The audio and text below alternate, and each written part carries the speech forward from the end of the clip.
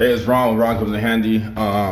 So I want to do a video of what I learned while doing this turnover, specifically for painting this whole property. So it's a 2-bedroom, 1-bath. It has its own laundry room, kitchen, bathroom. I already said 1 bath, and a separate garage. You see in the back of me. Oh, you can't see because of glare, but there's a garage behind that window. So I want to do a video of what I've learned about doing painting and my mistakes. So let's go over it. Let's get right into it. So coming into this, I said that I think painting should be last. After finishing this up, I now think painting should be first. If not first, at least protect the floor. Now, that goes into my next thing. My next step is protect the floor. Prep, as painters say. I'm not a painter, I'm a handyman. All right, I just want to get that out the way. So if I'm saying anything wrong, please educate me. Don't scold me. Don't talk down on me. Let's educate each other. But protection, so protect the floor. It's also good to have some help because this is very time consuming. So I got the floor as much as possible. I even did the doorknobs. I did this, this is the, not the thermometer, but I forget, I can't think of the word right now. I took some of the doorknobs off so I can paint the door better, cover up the light switches. So prep is a key.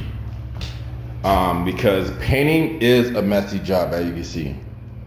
I try to be as clean as possible, but it is messy. Okay, number 2, have different brushes. So brushes and rollers. So I have a brush. This is like a small angle brush. You want to have a small angle brush. You want to have a large angle brush. And then you're gonna want just like a regular size brush, like that guy right there. And the same thing with the rollers. This is a 9-inch roller. I have a smaller roller right there for like smaller areas. I think that's like a 4-inch or 3-inch. And then there's different sizes, the thickness. So this is like a regular, like 5/8, I believe. Then you have your thicker ones, like this guy right here. So that one's like 1 inch and 3/4, I believe. And it tells you on the packages, what each roller is for. So it'll say like semi-smooth to rough surfaces. Do I have a package here somewhere? I do. Let's go in the other room. So the reason why I bought the thicker one is because I was doing the garage ceiling and it had popcorn ceiling, but with the regular roller, it kept taking the popcorn ceiling off. So the guy told me, hey, try the thicker one. I said, okay, I'll try the thicker one. That didn't work. It was just an old ceiling, so it wasn't working. So here we are here. So this is that small one, 4-inch, 3/8 snap. Then you got the 9-inch ones, which are 3/8. Tells you right there, smooth to semi-smooth surfaces. Here's a 12-inch one. It tells you right here, semi-smooth for eggshell, matte, and flat sheens, latex and oil paint. So pay attention which naps you buy. That got me one right there. And it's good to buy like a pack. So that's the other thing. It's good to buy a pack like this. So one could be for that color. The other one could be for a different color. The other one could be for semi-gloss. And another one could be a different color with semi-gloss. So you want to buy different ones, different brushes. What's the next clue? If it's easier, now this, if you're first doing it, take your time. Don't rush it. You want to make sure you cover everything, protect everything. You can see I even cover up the lamps, the lights. Some people even take off the lights, so it'll be easier. It's more work, but you get better results, I guess, you know, more precise. Me, I took off this shelf in here. So I took off the whole shelf. That was easy to take off, so it wasn't a problem. Took off the shelf, took off the rod, put it outside. Also, it's good cloths. So I have like 3 of them. Got some drop cloths. I got some microfiber rags. Buy you a pack of them because you're going to be needing them a lot. Make sure you have enough, more than enough material. So buy you a whole bunch of frog tape, the green tape. Buy you a whole bunch of masking tape. Buy a whole bunch of blue tape. Because you might like, oh yeah, I need to cover this up, or I ran out of tape. I ran out of tape, so I need to get more.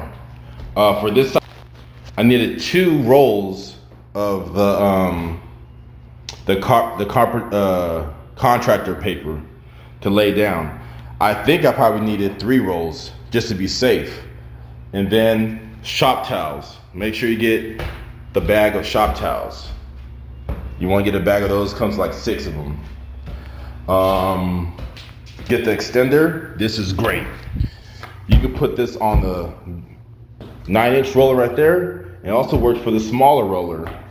I didn't know this when I first started painting, not with this project, but almost all rollers have the threads inside right here, and you get goes in for that. You want to get you a ladder too that you can walk on. So even the small roller like this, these have threads also. So you want to get that. You want to get you enough of these, the liners and the paint pan. Get you a whole bunch. Again, one could be for a flat, the other one could be the same color but semi-gloss, and then it could be more for different colors. So you want to get you enough. Also want to get you one of these guys. Oh, I don't know where the holder's at. We'll get you one of these guys right here. I have the duster because, you know, get the cobwebs. Look at that guy. You want to get that out. I'm gonna use the vacuum for that. But yeah, you want to do that. Something like this, you see how it's like so clean? We took this off. We took this off so we could paint over it. It looks better. You know, you get more precise. Again, protection. This is just a glove. Oh, there you go, gloves. Buy you like, I bought these kind. Where are they at?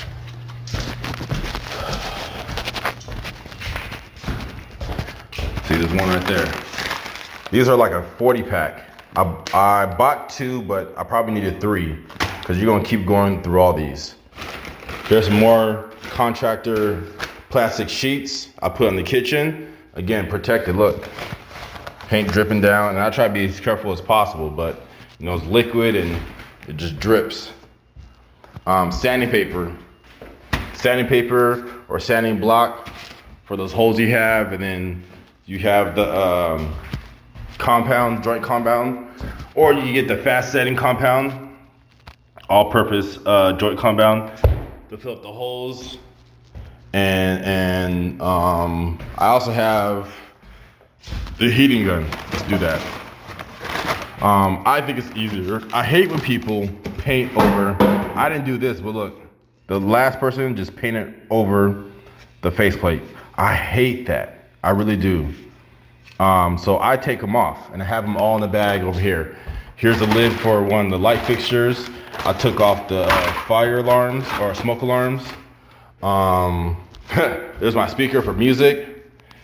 Make sure you have some snacks. These are some wipes. Here's some caulking for the bathtub that I have to do. You don't need that, but there's caulking somewhere else for the trim. What else? Mask. So this is up to you guys. Now, this is my first time using a sprayer. So I went and I already had one sprayer, right? I'll show you guys later. It's a little handheld sprayer I got from Amazon. It's like 40, 50 bucks. I use those for the trim. I use that for the trim. I use it for the trim, and I used it for the doors. And I used it, doors, trims, baseboards. So that's why I use that small one for, handheld one. Here's a box right here. So I'll put the link in the description. So this is what it is, a HVLP. So I bought one of these. You gotta make sure you have to thin the paint out. So these are for smaller projects. So that's why I used it for the trim work. So I use it for this door right here. I use it for the security door, and I use it for the garage door out there and all the trim.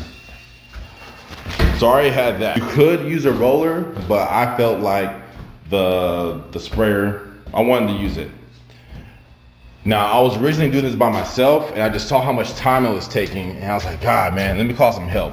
Or let me get the airless sprayer, and that's when I bought the Graco Plus. So it's this guy right here. And it's good. But again, you have to protect your floors, protect everything. So that's my mistake I made. I ran out of paper. Before I get into that, there's something else you should buy. So that type of paper right, I forgot what this type of paper is called, but it's like smaller sheets. And here it is right here. You want to get you a roll of these. I didn't even use this roll. There's probably another roll somewhere else. I could return this.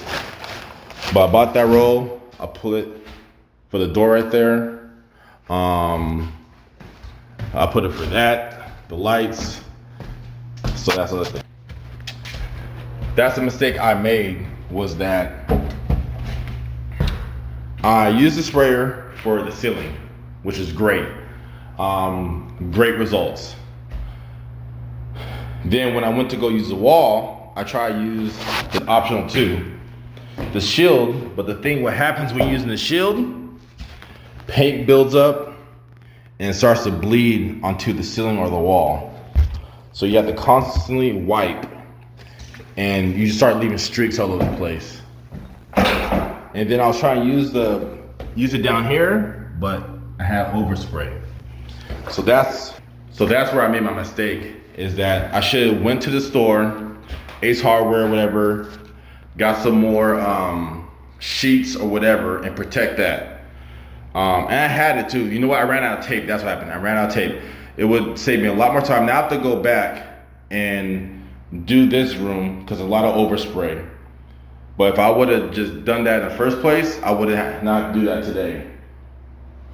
So you gotta make sure when you're going through steps, you protect everything. And then that's my next step, like in which order did I do things.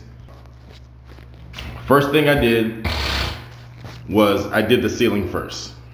There's something there must be a repair right here, because I thought like, oh, did I miss this? But there's clearly a repair right here. Maybe a roof leak. So I first did the ceiling, and that's something I have to get right there. The spot I missed. That's overspray from doing the ceiling. I gotta get this too. So I first did the ceiling. I did the edges first. I didn't care that I got on the wall. And then I did the whole ceiling. This took 2 coats because the original ceiling was a different color. It was almost the same color as the wall, but this took 2 coats. The wall was the same color.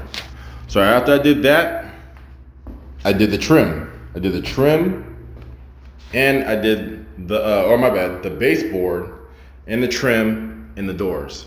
And you can see I took the doorknobs off. I covered that one because that was more difficult to take off. It's more time consuming. These are just 2 screws. That was like, you gotta get your Allen wrench and stuff like that.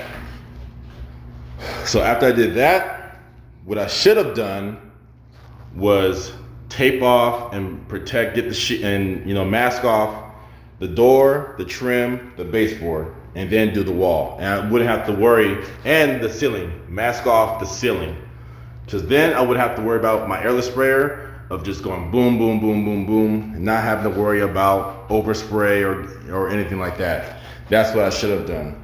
And with the airless sprayer, you can feel, you probably can't tell right here, but this is all, it gets like misty, and because it's paint and the paint falls. And this is all like Besides the spills, it's like little droplets, sprinkles of paint all over this. So again, that's why you want to protect it. I think that's all I have of what I've learned about painting. I definitely will next time I'll definitely be better prepared, and I'll also get some help. And then I think that's about it. What I've learned. Yeah, it was a good experience. And painting pays you a lot of money, just by the way. So the spray writing spot, it's gonna pay itself off already from this job. Where's it at? Right there. That's gonna pay itself off. And also, I'm about to make a list for this project what I use. So for this 2-bedroom, 1-bath, what's the material? How much does the material cost? What I need, and stuff like that. So next time somebody books me, I already have like a template. It's okay, cool. Material is gonna cost this much. My labor is gonna cost this much. Here's my price for painting. So, and then if I'm getting another person, I gotta add that into the estimate or quote. Paying the person maybe $25 an hour, whatnot, because I'm buying all the material and he's mostly doing labor, so it's not bad for them. The guy I paid, I had him for 7 hours. I paid him $175. So yeah, is that mosquito in there? But yeah, tell me what you guys think. If you guys got any tips, let me know. This is this is my first painting project I've done by myself, so I'm still learning. But yeah. If you guys like my content so far, you guys like the video, leave a like. If you guys have enjoyed my content so far, subscribe. I'll see you guys next video.